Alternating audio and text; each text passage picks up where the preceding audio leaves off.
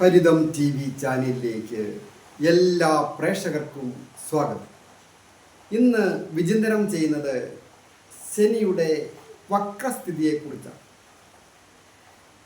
2025 July മാസം 15-ാം തീയതി മുതൽ നവംബർ മാസം 30-ാം തീയതി വരെയുള്ള 140 ദിവസം ശനി ഗ്രഹം മീനം രാശിയിൽ വക്രത്തിൽ സഞ്ചരിക്കും. വക്രത്തിൽ ഏത് ഗ്രഹം സഞ്ചരിച്ചാലും അത് ഇരട്ടി ഫലം തരും എന്നാണ് പറയുന്നത്. ദോഷഫലം കൊടുക്കുകയില്ല.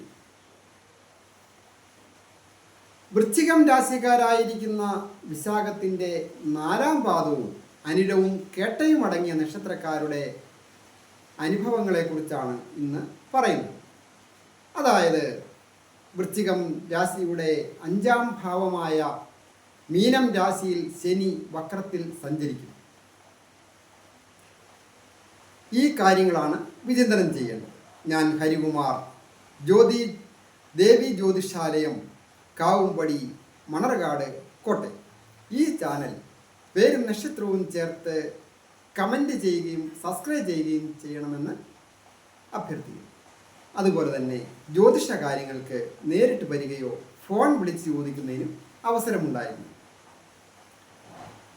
വക്രത്തിൽ സഞ്ചരിക്കുന്ന ശനി പ്രജ്ഞ, പ്രതിഭ, മേധ, വിവേകശക്തി, പുരാതനം, പുണ്യം, മന്ത്ര, മാതൃതനുജ, ചിന്തനീയം, പഞ്ചമപാദ് എന്ന പ്രമാണപ്രകാരം പല വിധത്തിലുള്ള ദുഃഖ, ദുരിത, നാശ, ക്ലേശങ്ങളും മാനാപമാനങ്ങളും ഒക്കെ ഈ ശനിയെ കൊണ്ട് ചില സന്ദർഭങ്ങളിലെങ്കിലും ഒരിരുത്തം, ഒരു തരം താഴ്ത്തുക, അങ്ങനെയൊക്കെ അത് ഒരു പരീക്ഷയ്ക്ക് ചെല്ലുമ്പോഴോ ഇൻ്റർവ്യൂവിൽ പങ്കെടുക്കുമ്പോഴും സമൂഹ മധ്യത്തിൽ പ്രവർത്തിക്കുമ്പോഴും കുടുംബത്തായാലും ഒക്കെ ഉണ്ടാകുക സ്വാഭാവികമാണ്. പ്രത്യേകിച്ച് തൊഴിൽ സ്ഥലം അതിനൊക്കെ ഒരു മാറ്റം വന്ന് പുരോഗതി വന്നു ചേരുവാൻ ഉള്ള നല്ല സമയമാണ് ഈ 140 ദിവസം.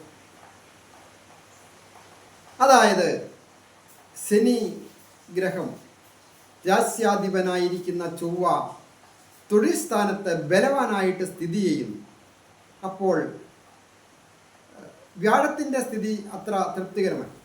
എന്നിരുന്നാലും ശനി വക്രത്തിലൂടെ ആയ സ്ഥിതിക്ക് തൊഴിൽ അന്വേഷിക്കുന്നവർക്ക് ഒരു നല്ല പഠിച്ച വിദ്യയ്ക്കനുസരിച്ചൊരു ജോലി കിട്ടുന്നതിന് യോഗമുണ്ട്. അതായത് വിദ്യാകാരകനായിരിക്കുന്ന ബുധൻ തൊഴിൽ സ്ഥാനത്തേക്ക് ചൊവ്വയോട് യോഗം ചെയ്തും ഒക്കെ വരികയാണ്, അഭീഷ്ട ഭാവത്തിലേക്കുമൊക്കെ. അങ്ങനെ വരുമ്പോൾ അത് ശനിയുടെ ദൃഷ്ടി എന്നാൽ ഈ തൊഴിൽ സ്ഥാനത്തേക്ക് ഇല്ലാത്തതിനാലും തൊഴിൽപരമായ കാര്യങ്ങൾക്ക് അഭിവൃദ്ധികൾ വന്നു ചെയ്യും. പുതിയ ജോലിയിൽ കിട്ടുക, ഉള്ള ജോലിക്ക് സമാധാനവും സ്വസ്ഥതയും ഒക്കെ നഷ്ടപ്പെട്ടിരുന്നവർക്ക് സമാധാനവും സ്വസ്ഥതയും ഐശ്വര്യവും വന്നു ചേരുവാൻ യോഗമുണ്ട്. അതുപോലെ തന്നെ വിദ്യാർത്ഥികളായിരിക്കുന്നവർക്ക് ഇൻ്റർവ്യൂവിൽ പങ്കെടുക്കുന്നവർക്കും ടെസ്റ്റുകളൊക്കെ എഴുതുന്നവർ, ഗവൺമെൻറ് ടെസ്റ്റുകളായാലും ഗവൺമെൻറ്റോ തത്തുല്യ പദവിയോടുകൂടിയ പ്രൈവറ്റ് മേഖലകളിൽ, IT മേഖലകളിലോ മെഡിക്കൽ രംഗങ്ങളിലോ മറ്റ് കാർഷിക സർവകലാശാലയിലും യൂണിവേഴ്സിറ്റികളിലും സെക്രട്ടേറിയറ്റിലോ ജില്ലാ കളക്ടറേറ്റിലോ ഒക്കെ ജോലിക്കായിട്ട് അപേക്ഷിക്കുന്നവർക്ക്, അപേക്ഷ കൊടുത്ത് ടെസ്റ്റിനായിട്ട് കാത്തിരിക്കുന്നവർക്ക് ടെസ്റ്റുകൾ, ഈ സമയത്ത് വരുന്ന ടെസ്റ്റുകളൊക്കെ എഴുതി പാസ്സാകുന്നതിന് യോഗമുണ്ട്. ഇൻ്റർവ്യൂവിൽ പാസ്സാകുന്നതിന് യോഗമുണ്ട്. അതുപോലെ തന്നെയാണ് മറ്റൊരു പ്രധാന കാര്യം, വൃശ്ചികം രാശിക്കാരെ സംബന്ധിക്കുന്നിടത്തോളം ശനി വിദേശ കാര്യങ്ങൾക്കും അനുകൂലമായിട്ടാണ് നിൽക്കുന്നത്. അതായത് ജലരാശിയിൽ നിൽക്കുക.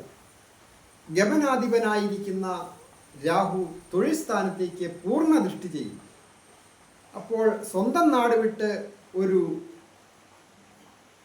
ജോലിക്കായിട്ട് ശ്രമിക്കുന്നവർക്ക് അത് സാധിക്കുന്ന സമയമാണ്. ഇപ്പോൾ അങ്ങനെ ജോലി ചെയ്യുന്നവർക്കും പുരോഗതികൾ വന്നിച്ച്, പ്രത്യേകിച്ച് ശാസ്ത്രീയ കാര്യങ്ങളിൽ ഏർപ്പെട്ടിരിക്കുന്നവർ, സയൻസുമായി ബന്ധപ്പെട്ട കാര്യങ്ങൾ ചെയ്യുന്നവർ, നൂതന സാങ്കേതിക വിദ്യ ഉപയോഗിച്ച് കൃഷി കാര്യങ്ങൾ ചെയ്യുന്നവർ, വാഹനം കൈകാര്യം ചെയ്യുന്നവർ, ഇലക്ട്രോണിക്കൽ സംബന്ധമായ ജോലികൾ ചെയ്യുന്നവർ അവർക്കൊക്കെ ഈ വളരെയധികം മികവ് പുലർത്തുവാൻ സാധിക്കും. പ്രണയിക്കുന്നവർക്ക് ചില പ്രണയഭംഗങ്ങൾ ഉണ്ടാകുവാൻ സൂചനയില്ല. കുടുംബത്ത് പരസ്പരം അഭിപ്രായ വ്യത്യാസം ഉണ്ടാകാതെ വളരെയധികം ജാഗ്രത ആവശ്യമായിരിക്കുന്ന സമയമാണ്. അതുപോലെ തന്നെയാണ് വന്നു ചേരുന്ന ധനം വേണ്ട രീതിയിൽ വിനിയോഗിക്കുക എന്നുള്ളത്. പെട്ടെന്ന് ധനം വന്ന ധനം പിറ്റേ ദിവസം കാണുക, 10,000 വന്നാലും ലക്ഷം വന്നാലും ഒക്കെ അങ്ങനെ തന്നെയാണ്. അങ്ങനെ വരാതെ വന്നു ചേരുന്ന ധനം വേണ്ട രീതിയിൽ വിനിയോഗിക്കുക എന്നുള്ളത് വളരെ പ്രധാനപ്പെട്ടതാണ്. അങ്ങനെ വിനിയോഗിക്കുവാനായിട്ട് സാധിക്കും. പാരമ്പര്യമായിട്ട് കിട്ടേണ്ട ഒരു സമ്പത്ത് കിട്ടുവാൻ യോഗമുണ്ട്. ജീവിത പങ്കാളിയുടെ കുടുംബവുമായി ബന്ധപ്പെട്ടോ ഒക്കെ ആകാം. ഭൂമി വന്നു ചേരുന്നതിന് യോഗമുണ്ട്. അതുപോലെ തന്നെ പോലീസ് ഡിപ്പാർട്ട്മെൻറ്റ്, മിലിറ്ററിക്കാര്, അങ്ങനെയൊക്കെയുള്ള ജോലിക്കാർക്കും അനുകൂലമായിരിക്കുന്ന സമയമാണ്. എല്ലാം കൊണ്ടും ഈ നക്ഷത്രക്കാർക്ക് വളരെ അനുകൂലമാണ്. ആരോഗ്യം പൊതുവെ തൃപ്തികരമായി, ശ്രേയസ്സും യശസ്സും വന്നിച്ച് ദമ്പതികളായിട്ടുള്ളവർക്കും പൊതുവെ ഐശ്വര്യപൂർണമായ കാലം. ദാമ്പത്യ ജീവിതത്തെ സൂചിപ്പിക്കുന്ന ഭാവത്തിൻ്റെ അധിപൻ്റെ സ്ഥിതി അനുസരിച്ചും മറ്റ് ഗ്രഹങ്ങളുടെ സ്ഥിതിയൊക്കെ അനുസരിച്ചുമൊക്കെ ഉല്ലാസയാത്ര പോകുന്നതിനോ പുണ്യസ്ഥലങ്ങൾ സന്ദർശിക്കുന്നതിനോ പുതുമയുള്ള വസ്ത്രങ്ങളോ ആഭരണങ്ങളോ ഒക്കെ വന്നു ചേരുന്നതിനുമൊക്കെ ഈ ഗ്രഹസ്ഥിതി കൊണ്ട്, അല്ലെങ്കിൽ ശനിയുടെ ഗ്രഹസ്ഥിതിയും മറ്റ് ഗ്രഹങ്ങളുടെ സ്ഥിതിയും ഒക്കെ അനുസരിച്ച് ഈ 140 ദിവസം വളരെ ഐശ്വര്യസമ്പൂർണമായ കുടുംബജീവിതം നയിക്കുവാനായിട്ട് സാധിക്കും. ഏറ്റവും പ്രധാനമായിട്ട് ദേവീക്ഷേത്ര ദർശനം നടത്തി പ്രാർത്ഥിക്കുകയും ശനിപ്രീതികരമായ പ്രാർത്ഥനകളൊക്കെ ശാസ്താക്ഷേത്രങ്ങളിൽ ചെയ്യുന്നതും ഉത്തമമാണ്. എല്ലാവർക്കും നന്മ വരുവാനായിട്ട് പ്രാർത്ഥിക്കും.